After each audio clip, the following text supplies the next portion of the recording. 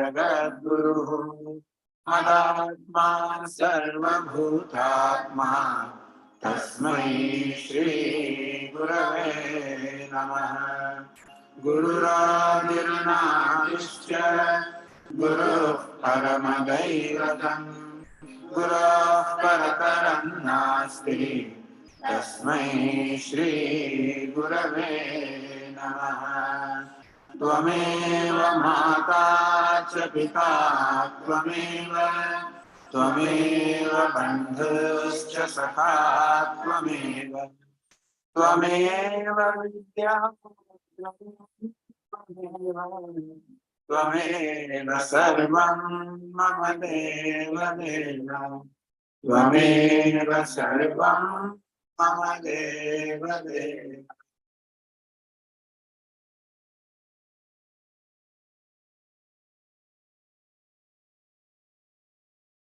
मम देवाः भद्रं पश्येमाक्षभिर्यजत्राः स्थिरैरङ्गैस्तुष्टुवागुंसस्तनूभिः व्यश्चेम देवहितं यदायुः स्वस्ति न इन्द्रो वृद्धश्रवाः स्वस्ति नः पूषा विश्ववेदाः स्वस्ति नस्तार्क्ष्यो अरिष्टनेमिः स्वस्ति नो बृहस्पतिर्दधातु ॐ शान्ति शान्ति शान्तिः.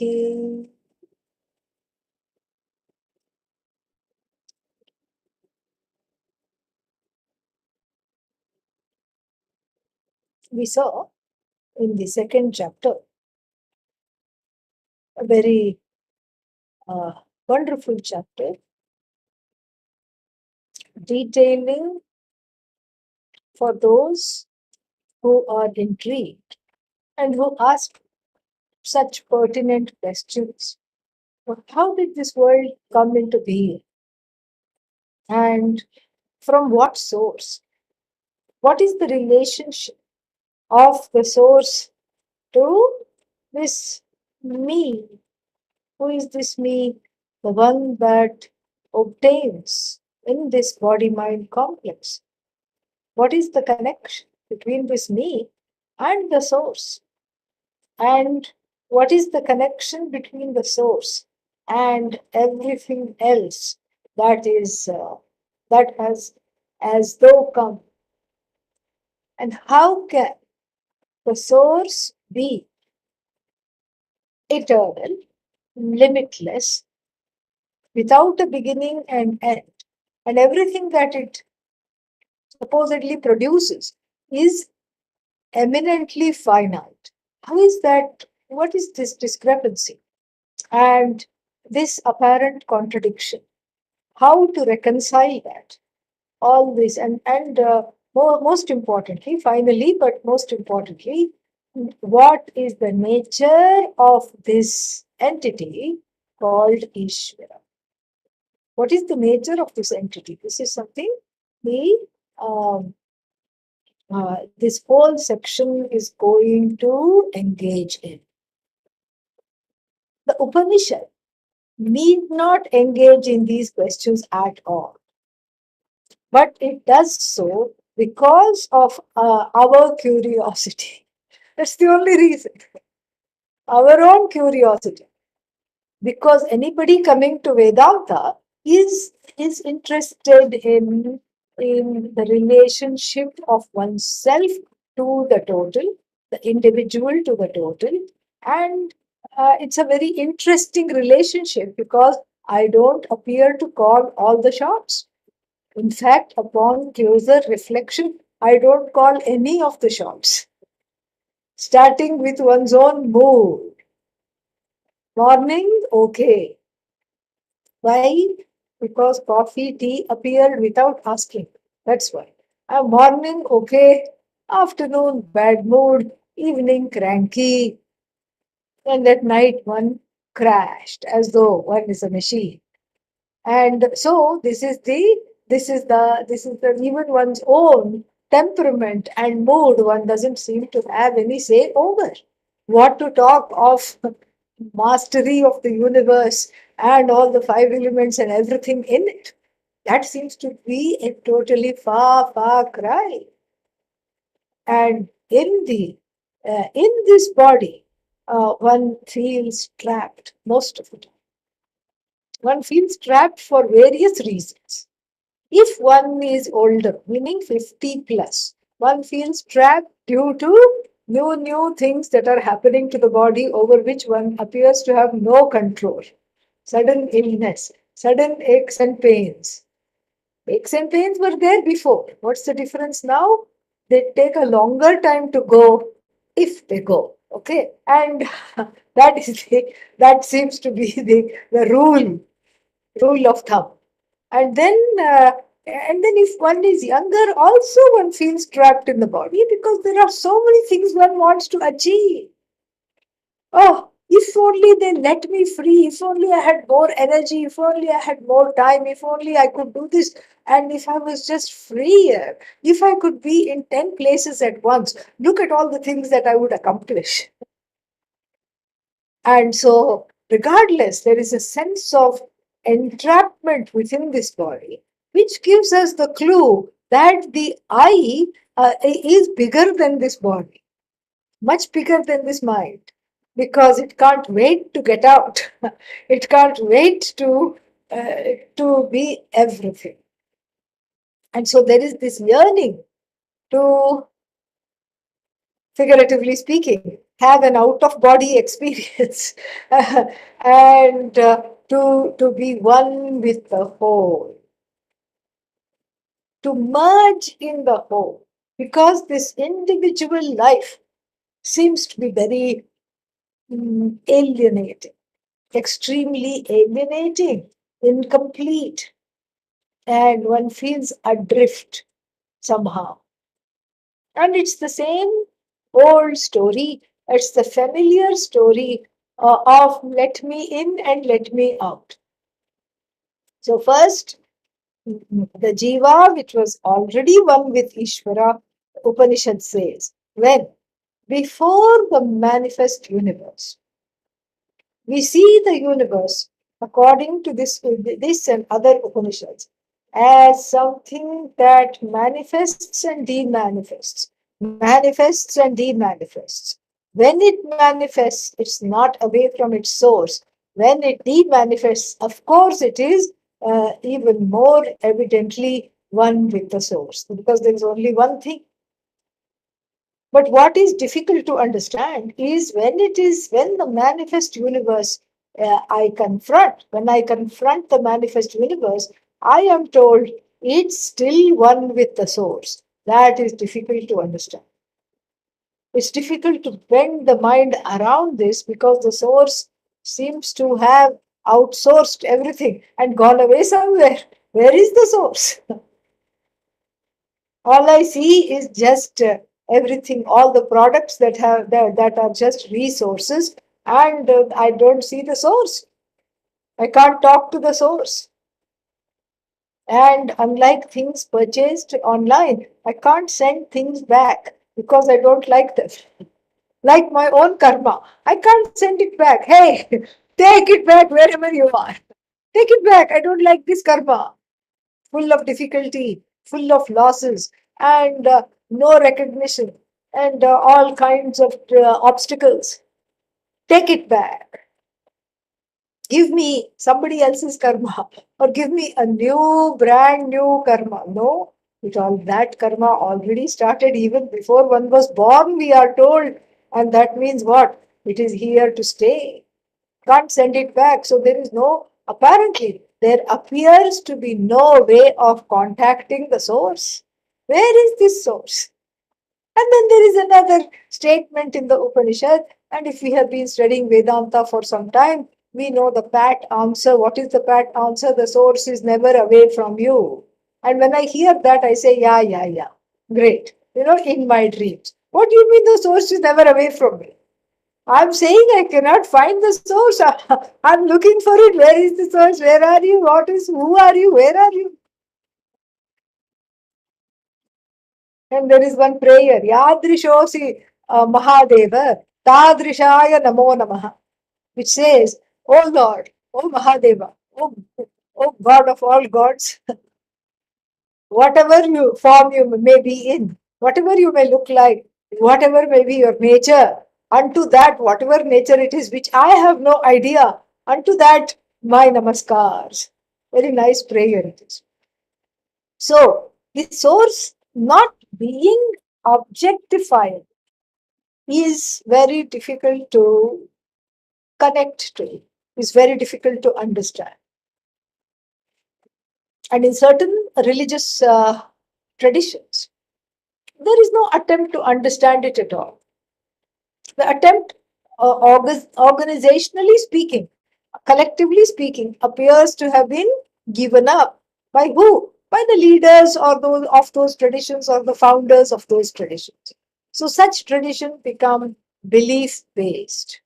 There is a God. Says who? Shut up. You just have to believe. Don't ask questions. Just believe. So this is a belief-based theology. Why? Because I suppose everybody understood that it is very, very, very, very, very difficult to sense this source. I mean, it is sensed, all right, but to understand this source is very, very difficult. And it's not for the faint of heart. It's not for most people. So therefore, for most people, what is the answer? Just believe. How to believe? Yeah, believe. And the strength of your belief is your redemption, and that is your salvation.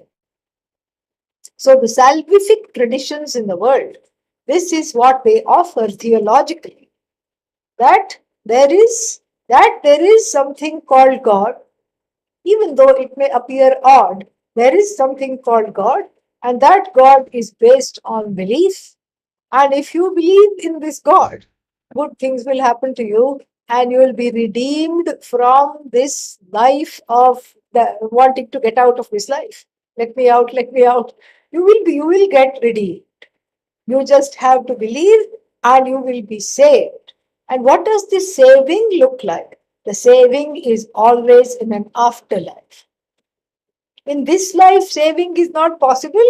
Why? That's why you keep slaving, because there is no saving. And saving is not possible. Why? Because you are confined to this body, mind, sense complex. And when this body drops, that which survives this body goes to God. And then you can sit in front of God and enjoy uninterrupted, unlimited, limitless.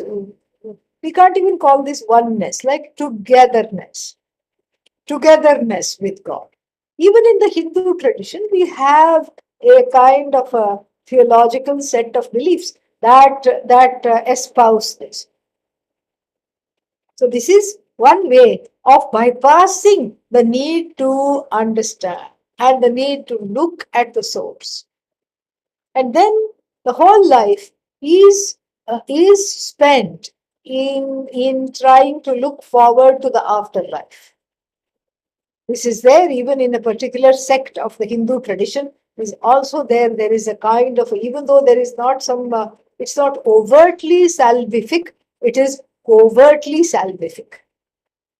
And so, as long as one is confined to this body, one feels helpless, one feels in the need of being saved, one wants to have this kind of a experience of being saved because of the utter and sheer helplessness.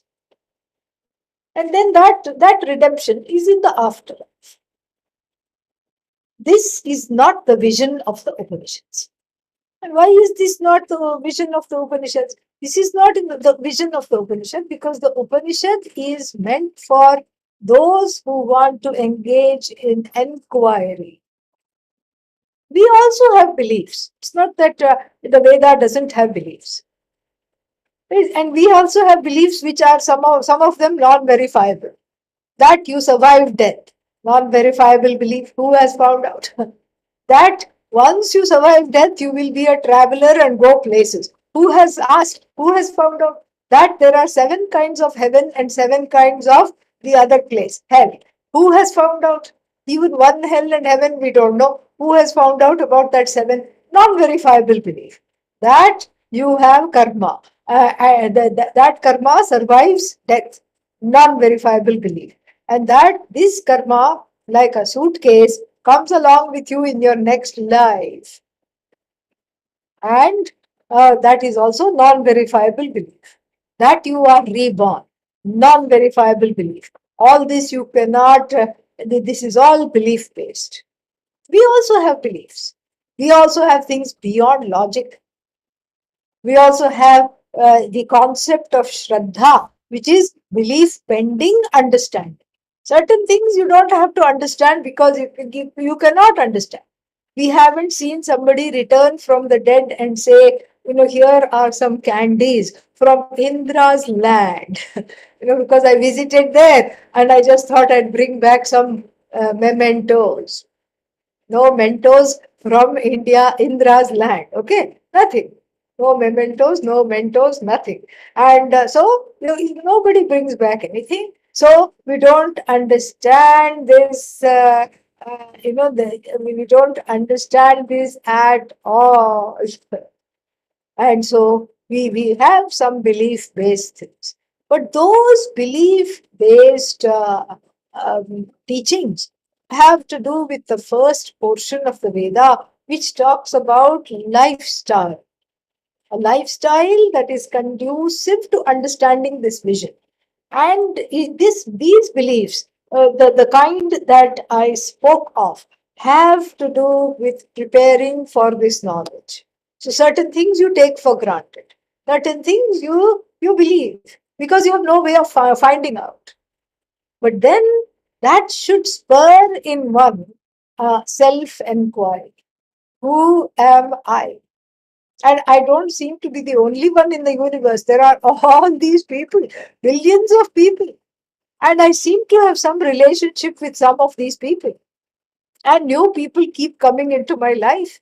And old people that I love appear to be going. Old, not just elderly, that also is included, but even people that have been in my life for some time appear to be departing on a constant basis. That creates a sense of void, a sense of loss, either through departure from this universe or through disagreement or through just some kind of a drifting apart. No disagreement happened, but it's just kind of a drifting apart. And so there is this, sense. And what is this sense? The sense is that of an entity, hopeless, helpless, and yet wanting to be the whole. There is this sense of wanting to merge. And if that oneness is available only after death, then Vedanta becomes a far cry. All I have to do is consider this life as a bus stop. I'm waiting for the swing low sweet chariot or bus, whatever it is, and then I should just go to that place where it is all one, and where there is no fear, and where there is no sorrow.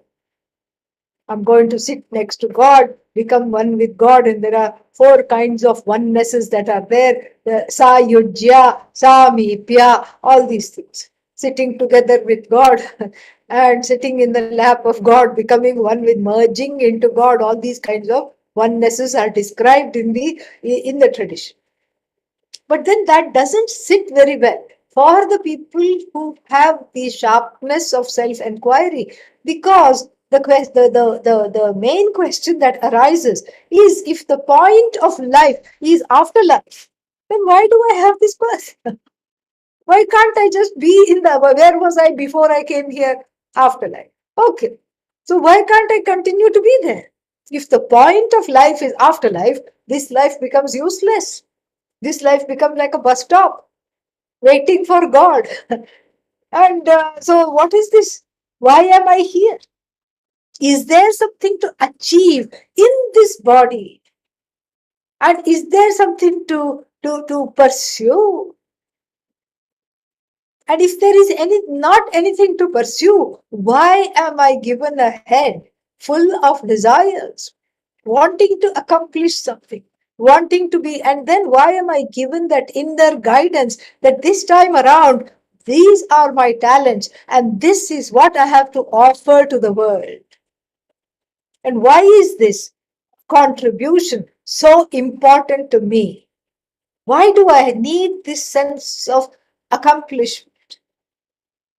And it doesn't take a lot of inquiry, because this accomplishment is important for a sense of well-being. I have to be a contributor for a sense of well-being. I can't continue to keep consuming and living on handouts. Somebody will be kind to me and somebody will give me this, somebody will take care of me. No, because I have hands, legs, and a brain. I have to plug myself. That is my connection to other jivas in the universe. The teeming billions of people, to them I am connected. The ones I know and even the ones I do not know. How am I connected to these people? I'm connected to these people with my jnanendriyas and karmendriyas, with my organs of action and the sense organs, which make me plugged into this universe of names and forms, which help me understand what is it that I have to do to get a sense of accomplishment. And that accomplishment is not just about contributions, that is a very important part. But what those contributions do, they erase a sense of alienation from others. Because I feel like I belong. And in fact, all longings that I have is to belong. All longings are for a sense of belonging. And understanding this, I see that this life is precious, especially a human life is precious, because my job is not just to eat, drink, reproduce, and sleep. I have discernment. I can follow the laws. I can follow dharma. I have the desire to do what is right.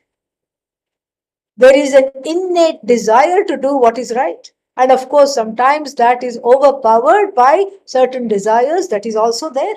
But there is that innate desire to do what is correct and what is right is very much part of this.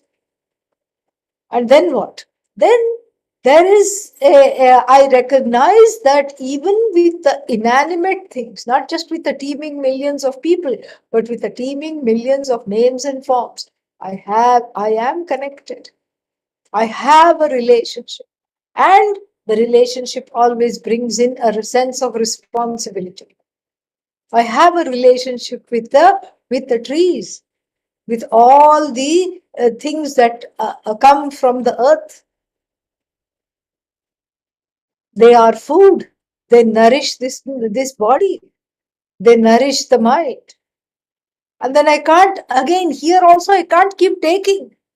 There is an ecological connection and a responsibility. Here also, I have to give back and I have to be mindful of how I live so that I don't keep on draining all the resources, because then it will be inimical to myself. And we are seeing this because of climate change and everything.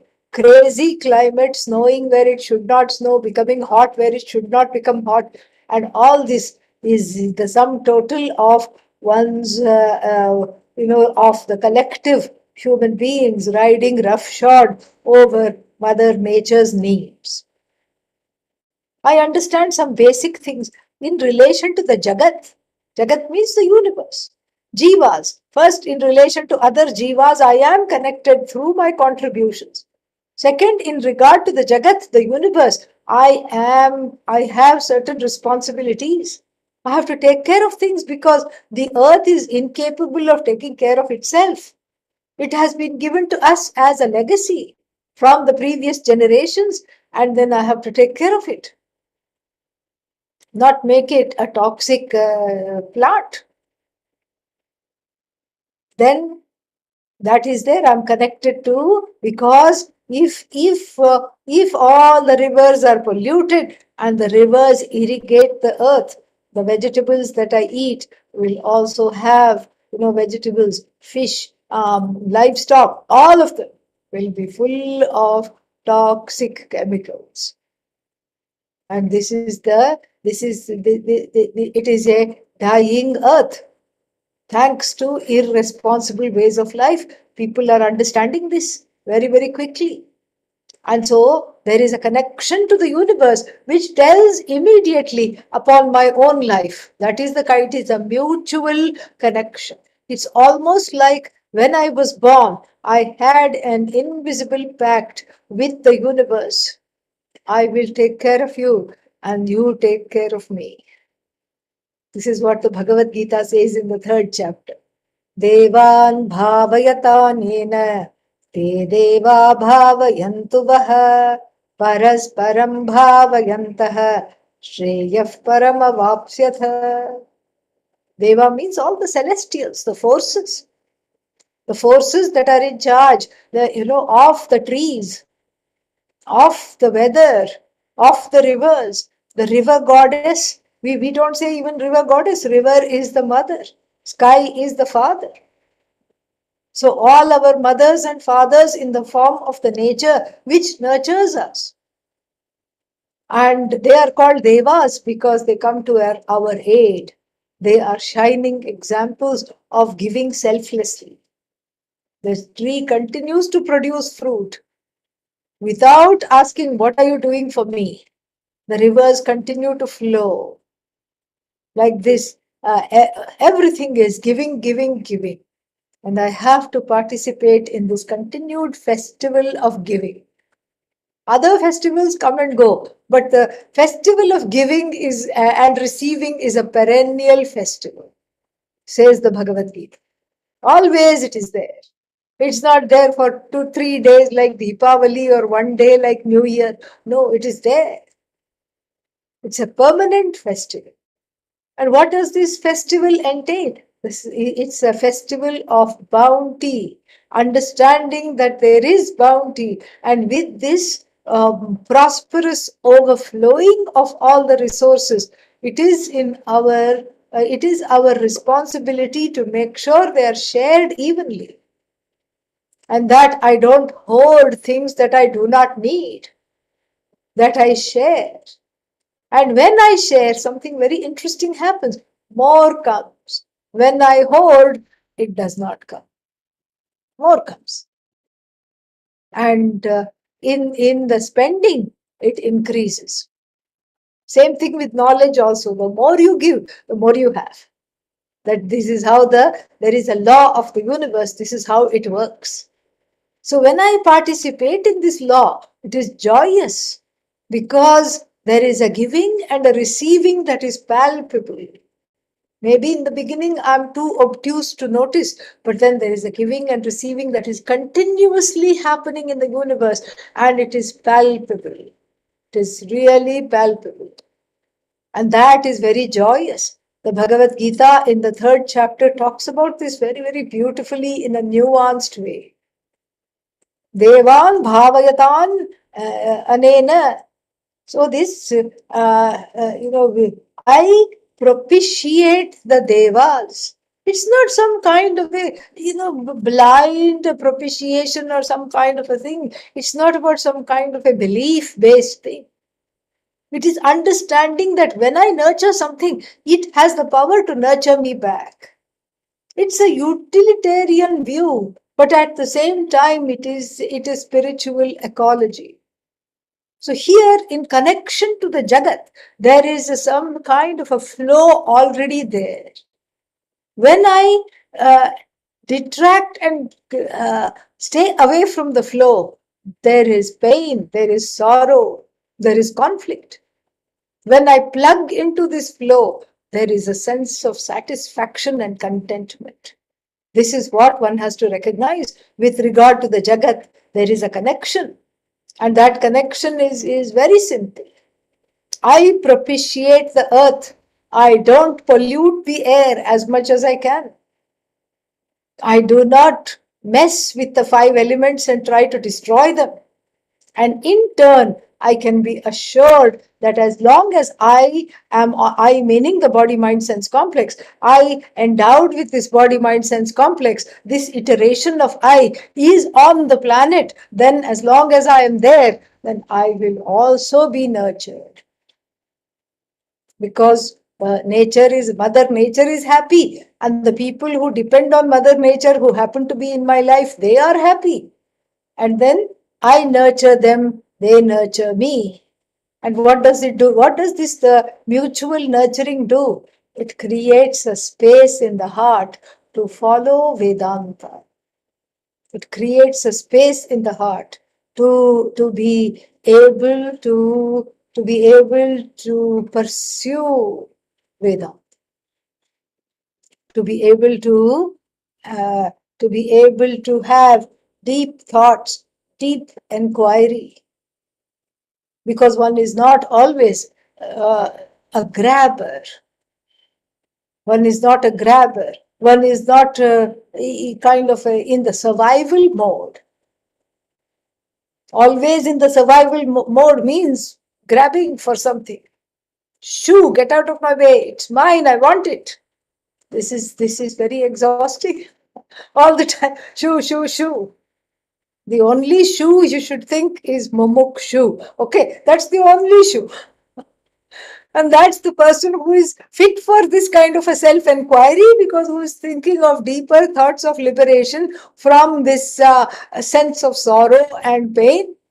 Mumukshu is the only shoe. Otherwise, if one is not a mumukshu, one will be shooing everybody off. Get out, make me, I want. Me, me, me, me, me. Who are you? You're nobody.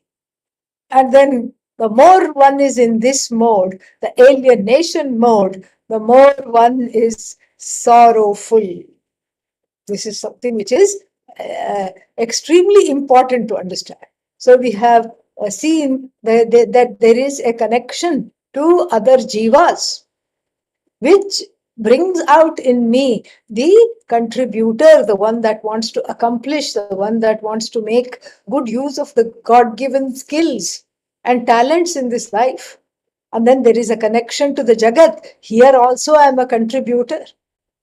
I help other people understand this, that we have to just take what we need. And Mahatma Gandhi said this very beautifully. Live simply so that others can simply live. This is what he said. Very beautiful. And so this is exactly the connection to the Jagat. And then finally, connection to Ishvara. The Ishvara that one doesn't see, the Ishvara that one wants to be. This is my conundrum. I want to have overlordship. I want to be big. I want to be whole. Oh, so you want to be like Ishvara. I don't want to be like Ishvara. I want to be Ishvara. But then this Ishvara is not available to see. But yet I want to be. What is this Ishvara? Where is this Ishvara? Ishvara means the source, because of which everything else is. I can't say I created the sun and the moon. I can't say I created anything other than some confusion, perhaps. I can't claim anything because it was already there before I was born. I cannot even have authorship of this body. And for that matter, neither does the mother nor does the father. Oh, but I stayed in my mother's womb for 9 months. If somebody says that, I stayed in my mother's womb for 9 months, then mother must have had some contribution. And what contribution will mother have? Huh? And then you ask the mother, oh, mom, did you make brain? Do you know how to make brain? What will poor thing say? She will say, I wish, beta, I wish I knew how to make brain, because I would have given you a better brain that doesn't ask these kinds of questions. That's what I would have done. I don't know how to make brain. I don't know how to make kidneys. Kidney beans, if you ask me to cook, sure, I can make that for you. But I don't know how to make kidneys, much less liver, much less endocrine glands. It's just there. Somehow this body is in incubation. And the mother to be goes about her life. She is working, she is taking walks, she is eating, drinking, doing all kinds of things. And suddenly this ready-made baby is out there in the world. How? You can't just say it's all random. There is no authorship.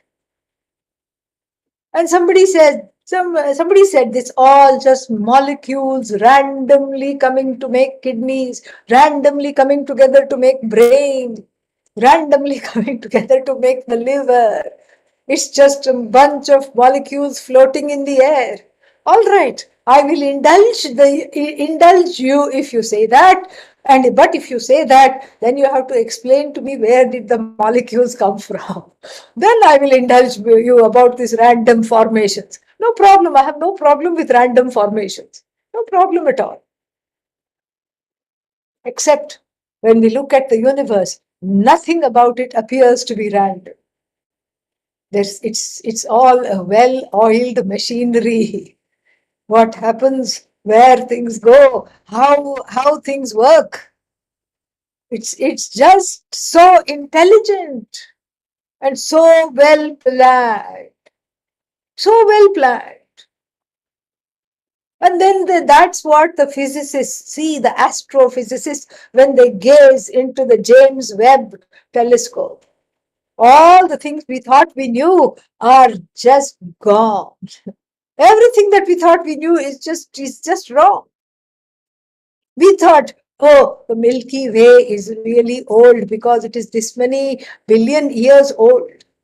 And then gazing into this new telescope, one finds that the Milky Way is just a bacha. That's why it's called Milky Way, because it's not even lost its milk teeth. And that's what it is. It's just a baby. There are other galaxies that are far, far older. And those galaxies, go on the NASA website and see, those galaxies are in what is called deep space, meaning the space that hasn't yet been plumbed. And they are closer than thought. They are closer than we thought. And they are older than us. And of course, there may be the possibility of life is there. If there is life on the Milky Way, why not in other galaxies? That possibility is also there, very much there. And so this way, everything that we know is just nothing. There is a vast order, and there is no author. The author is not there as an object, because what we are looking at is the truth of the subject. So the author is palpable. The author of the universe is found in the orders of the universe, in the various laws. Laws are inevitable. There is a certain infallibility about the laws. That's how we can study things like gravity, the birth of the stars, and all these things, the age of the universe. All these things we can study because it is eminently predictable. And that which is predictable is a law, and a law means it is inevitable. The same thing applies here, and the same gravitational force applies elsewhere. That's how we can make deductions and inferences about a planet which we cannot see, which is so far away, but we can make inferences based on its size, based on its gravitational force. We can infer its volume based on the gravitational force and based on the other heavenly bodies near it exerting that force. It is mind-boggling. And so that which is inevitable is infallible. So our definition of Ishvara is the infallible is Ishvara. We don't say God is infallible, because then if you say that, then it's a setup. It's a setup for disappointment. Because whenever things are going my way, yes, God is infallible. And when I don't get what I want, oh, God made a mistake. No. That's why we have to turn this statement on the head. Whatever is infallible is Ishvara. Whatever is inevitable is Ishvara. And then Ishvara suddenly, which was so remote and which was so not contactable, becomes very, very present. Present even as this body, which is a prasada, which is a creation of Ishvara. With this body, with its myriad talents and its limitations, This body is an expression of Ishvara. The mind is an expression of Ishvara, a manifestation of Ishvara. The universe, of course, is a manifestation of Ishvara. The senses are a manifestation of Ishvara. Other jivas, other beings in the universe, manifestation of Ishvara. Everything is a manifestation of Ishvara. So what is there to?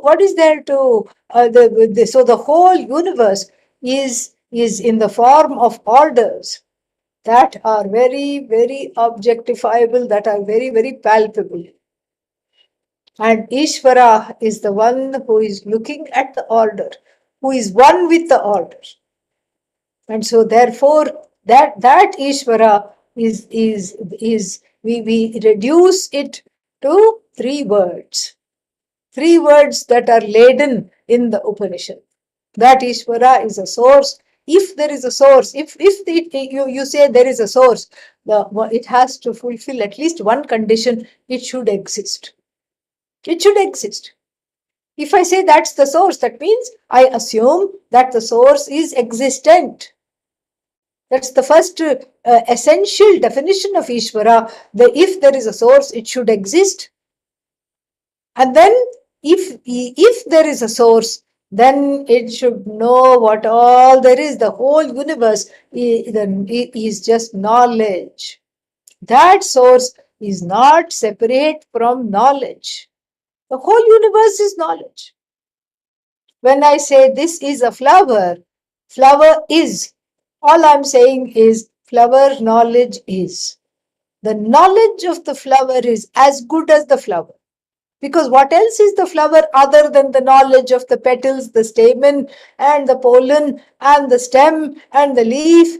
That is the thing. That is what the whole thing is. That is what is called flower. Flower is just the name for the knowledge that is expressed in the form of a flower. And that flower is existent, yes. But the existence of the name and the form called the flower keeps changing. But the existence itself is unchanging. So in the sentence, flower is means what? Flower exists. How does it exist? It exists in the form of something that has petals, etc., etc. But that flower wilts, that flower withers away, that flower, you can say, is non-existent. No. The flower wilts, the flower withers. So flower, but the is does not go. Is Ishvara. That's why when you spell Ishvara in English, the first two letters are what? I-S. Is. All that is Ishvara. So flower is. Withered flower is. Blossomed flower is. Withered flower is. Wilted flower is. And then that withered flower becomes compost. So compost is. Another flower tree is. Is doesn't go. The name and the form undergo a change. The is constant. So we know one more thing about this source. It is constant and unchanging and non-negatable. Flower negatable, because the flower is a name and form that occupies which the is occupies. The is occupies the whole universe in the form of various bodies, various names, various forms. The names and forms are finite. The is infinite, unchanging, non-negatable. How do you know? What is the proof that this is non-negatable? I just have to ask my favorite question. What is my favorite question? Huh? Are you here? Are you there? Are you here? Very good. What will you say? I'm not here? You will not say that, yes, I am here. Of course I'm here. Where else will I be? Yes, I am. It's a non-negatable presence. And so from there we see that this non-negatable presence is the same presence as that of Ishvara. That Ishvara is available to me as the self-evident I. As though in this body, mind, sense complex, which is eminently finite, but the I is infinitely present. Where is the proof? There is no proof. Upanishad is the proof. You are Ishvara, you are non-separate from Ishvara is not a matter of induction, deduction, inference, hearsay. You are Ishvara is to be seen through a special pair of eyes called the Shastra, the Upanishad. That is itself the proof. And that you understand this, that is the proof. That you are able to see this, that is the proof. And that it is non-separate from you, this source is non-separate from you. This has to be inquired into. This, as I said, this is not belief-based. It has to be, one has to conduct an inquiry in the proper manner. One has to use the proper tools to assimilate the knowledge. Tools means the words of the Upanishad, as we have seen, become the tools to understand this. Tools to chip away at the self-ignorance and the misapprehension of this I as finite, as miserable, as fear-filled, and as all these things. So those tools that chip away at the ignorance, just like a sculptor chips away at the stone. And then when you ask the sculptor, how did this Krishna come out of the stone? How did you make this Krishna? He will humbly say, he or she will humbly say, I did not make Krishna. Krishna was already there in the stone. What do you mean he was already there in the stone? How? How did this happen? What did you, but I did see you with a chisel and a hammer. And the sthapati, the sculptor will say, I merely removed the non-Krishna parts of the stone and then Krishna emerged, as it were. That is what this teaching is all about. You remove all that identification that does not belong. I am as good as this body. Of course, I am born to be miserable and make others miserable too, because why should I be alone? And I am born to be an idiot and nobody will love me, not only in this life but in the next 10 lives also nobody will love me. This is all misapprehension. Why? Because even though the I is self-evident and quickly I say, yes, I am here, to the question, do you exist? Yes. But the nature of this existence is not known. That is self-ignorance. There is a partial understanding of the I.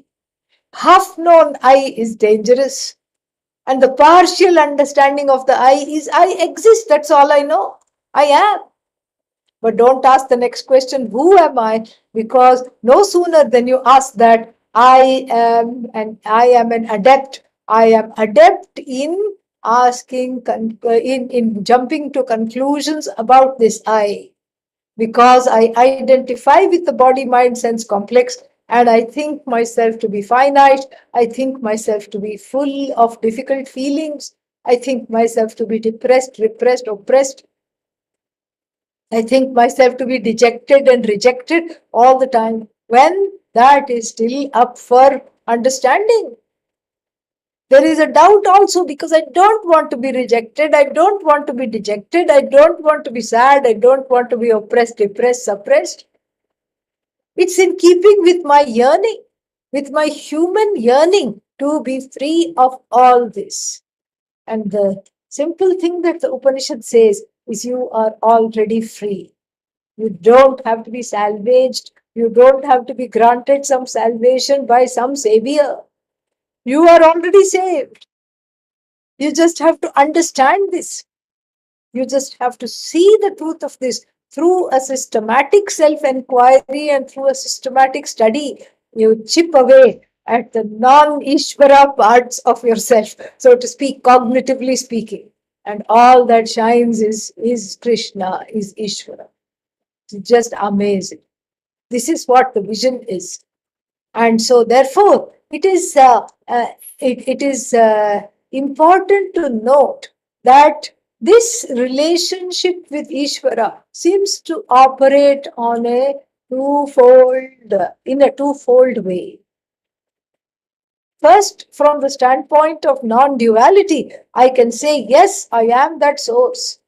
Even though the nuances might escape me, still I can appreciate that I'm one with the source. And then even during the course of the day, I have Ishvara moments where I can be compassionate, where nothing matters. Somebody driving on the next lane has road rage, and I can just pray for them and say, Shanti, Om Shanti, no problem, you're having a bad day, I understand. And when somebody argues with me, I say, let them go, it's okay. I have Ishvara moments throughout the day. I have moments where I'm not dogged by desires.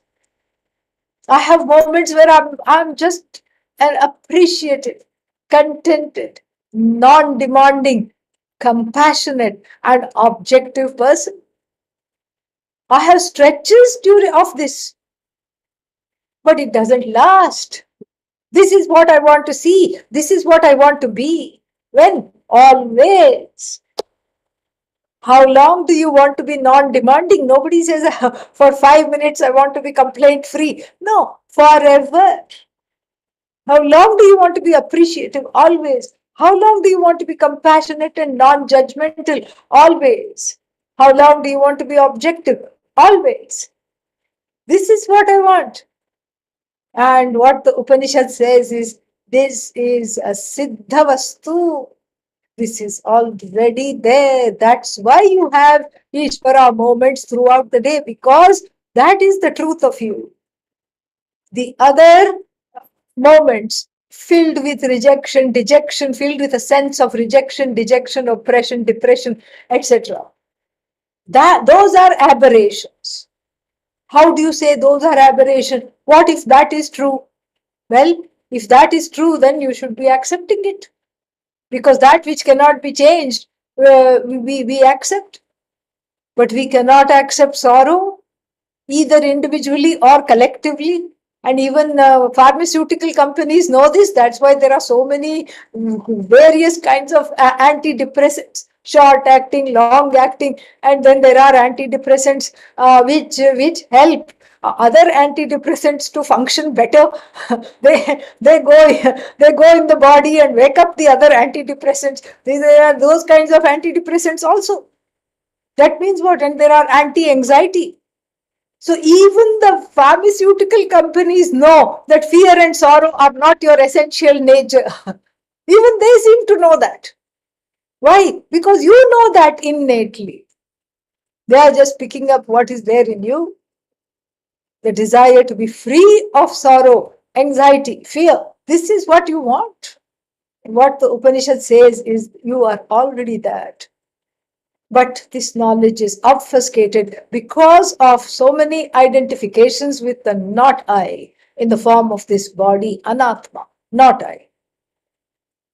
Identification with the body, identification with the mind, the senses, identification with a sense of lack, identification with the sense of want. All this prevents me from understanding this and living in this truth, living this truth.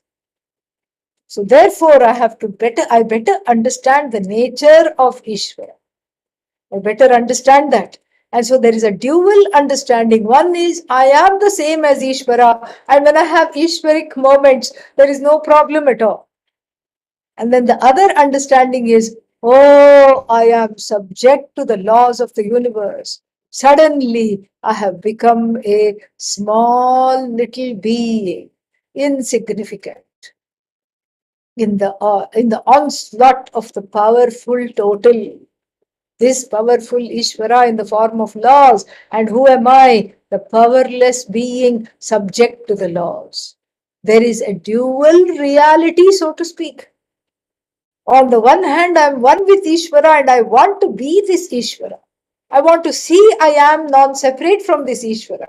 And on the other hand, there is the day-to-day reality of being subject to karma, being subject to the laws of Ishvara, being insignificant. And how are these two reconciled? These two levels are reconciled with a very ingenious method that is used in the Upanishad called Tatastha Lakshana, a relational definition, and Swarupa Lakshana, an essential definition of this Bhagavan, Brahman, Ishvara. All those are synonyms. So, from the standpoint of the essential definitions, I can see that I am one with Ishvara. And what is the essential definition? You are Satyam. You are that which exists. Yes, I exist. I have no problem with that. You are all knowledge. Well, I wouldn't go that far. But look at it. Do you know what you know? Yes. Do you know what you don't know? Yes. What is the definition of all? Isn't the definition of all what you know plus what you don't know constitutes all? Yeah, I suppose. So if you know what you know, and if you know that there are many things you don't know, that is all. So you are all knowledge. And you are limitless. Why? Because I want to be limitless. And that limitless I is not confined to this body, mind, sense complex. It is all pervasive and it is equated with the cause of the universe. This is called the essential understanding. From the standpoint of the essential definition of Ishvara as existent, as all knowledge, as a conscious being in whom all knowledge rests, who is nameless, formless, and who is forever, who is limitless, who is unborn, not subject to death. This is the essential definition of Ishvara called Swarupa Lakshana, a definition that is revealing the essential nature. Then we have Tatastha Lakshana for this day-to-day inconvenience of feeling alienated from Ishvara, feeling coming under the spell of various things, various laws. Tatastha Lakshana, a relational definition. And what is this relational definition? Ishvara is the cause of the universe, the king of the universe. And who are you? A subject of the universe. Subject, therefore, subject to sorrow, subject to all these things. But here too, the redemption, relative redemption from this sorrow is possible, because when I turn towards the whole and when I merge in these laws, and how to do that, how does one do that? The explanations are there in the verses of the Upanishad itself. When I go in tandem with the law, there is something bigger than me, better than this miserable I that has taken over. I am at peace, relatively speaking. I am, relatively speaking, free of conflict and fear, because I feel that there is a sense of protection. And what is this protection? The protection is nothing but dharma, going in tandem with the laws of the universe, not always going against the laws. That is the protection. And then what happens is that I am I'm transformed into a devotee because of the sheer awe of the glory of this universe. Makes me bow down to see how wonderfully things are functioning and how awesome it is.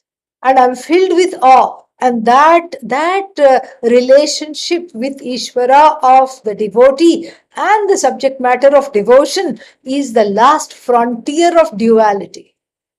But it is a frontier that has to be engaged in, and it is a frontier that has to be crossed in order to see the truth of the Upanishad, which it is trying to teach us, that you are nothing other than the total, you are nothing other than the whole, you are one with Ishvara. That knowledge of oneness comes only after surrender and supplication, and experiencing that helplessness and channeling that helplessness into devotion. Gaining help, prayer, surrender. That is what is there. That is how this bridge is crossed. The bridge is crossed with Shraddha, Bhakti. And then that Shraddha, that trust in the universe, and that expression of awe as a sense of devotion. It's not about going to church or going and sitting in a temple. It's just being able to see anything and seeing Ishvara there. seeing Ishvara in the mechanism of anything that you admire. It's even this human body, how wonderfully it functions. And so many miracles, so much gratitude, so much awe. That itself is the precursor to transforming oneself into a devotee. And this devotion qualifies one, prepares one for knowledge. So, this is the backdrop of how the whole section that we are entering has to be seen. And if this introduction is understood and assimilated, then the section will go very, very smoothly. Om Purnamadah Purnamidam Purnat Purnamudachyate Purnasya Purnamadaya Purnamevavashishyate Om Shanti Shanti Shanti Harihi Om Shri Gurubhyo Namaha Harihi Om. There is a question here. Mananat Prayate iti mantra. What is the mantra protecting? Is it protecting the body or the mind or emotions or ahankar? We know we are not body-mind complex, yet we have to have nishtha of this Ishvara's knowledge. If the mantra is protecting the body-mind sense complex, it is of no significance. No, it is of significance because you need this body for this knowledge. You cannot be disembodied and yet pursue this knowledge. So as long as you have this body, it better protect the mind, ahankara, everything, and the body. Okay. And Ishvara doesn't require to be protected. True. And so it is. So if it is protecting, then it must be something else. It is protecting the iteration of you as the one that is the ahankara. It's mainly protecting. It can also protect the body mind sense complex, because the ahankara is the one asking this question. So it is protecting that entity who is wondering who is to be protected. It is protecting that entity, and it is allowing that entity to be protected, but it also protects the body and the mind, because the body and the mind are vehicles for this knowledge. And yes, Ishvara doesn't require protection, but then if you know you are Ishvara, you also don't require protection. But if one is in the process of knowing, then one better get all the protection that one can. Prayer, if any form, gives protection.